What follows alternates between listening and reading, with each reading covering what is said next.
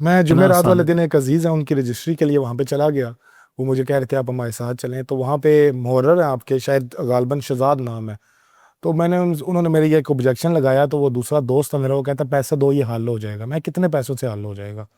یہ بات کرتے کرتے انہوں نے سن لی اور اس بات سے وہ نلا ہو گئے، کہتے ہیں کہ ہم رشوت لیتے ہیں تم لوگوں کو دینے کے لیے۔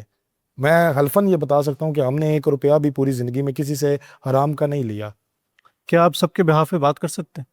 میں سب کے بیان پہ نہیں کر سکتا، میں اپنا کہہ سکتا ہوں، لیکن میں اس بات کو، وہ میں بھی، آوازیں میرے بلند کہہ رہے ہیں، جہاں تک آپ کے پاس انفارمیشن ہے آپ زیادہ شاید میرے پاس ہو۔ وہ شہزاد صاحب مجھے آوازیں بلند کہتے ہیں، میں لیتا ہوں آگے دینے کے لیے، وہ پھر آگے کیا تحصیلدار کے پاس جاتی ہیں یا آپ کے پاس آتا ہے وہ پیسہ؟ دیکھیں یہ چیک کرنا تو بڑا آسان ہے آپ کے لیے، مطلب آپ کے پاس پورا میرا سٹاف موجود ہے، میرے نائب قاصد سے لے کے میرا پی ایس تک، ہر کوئی جو بھی میرے سے انٹریکٹ کرتا ہے، آپ کے پاس پرمیشن ہے، آپ لوکل ہیں، میں تو لوکل بھی نہیں ہوں، جتنا آپ انٹرنسڈ ہوتا ہوں تو میں انٹرنسڈ ہی نہیں ہوں۔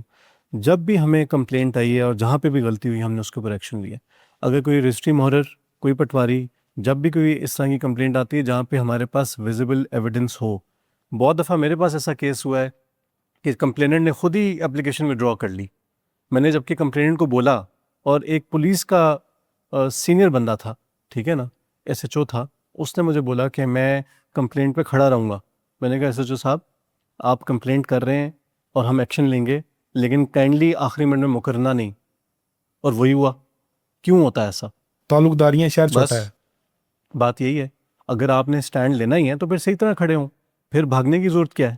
پھر تعلق کدھر آ گیا بیچ میں؟ اگر آپ حق کے لیے کھڑے ہوتے ہیں اور سچائی کی بات کرتے ہیں تو پھر کھڑے رہیں، مطلب اگر پولیس والے نہیں کھڑے ہو رہے تو پھر کون کھڑا ہوگا؟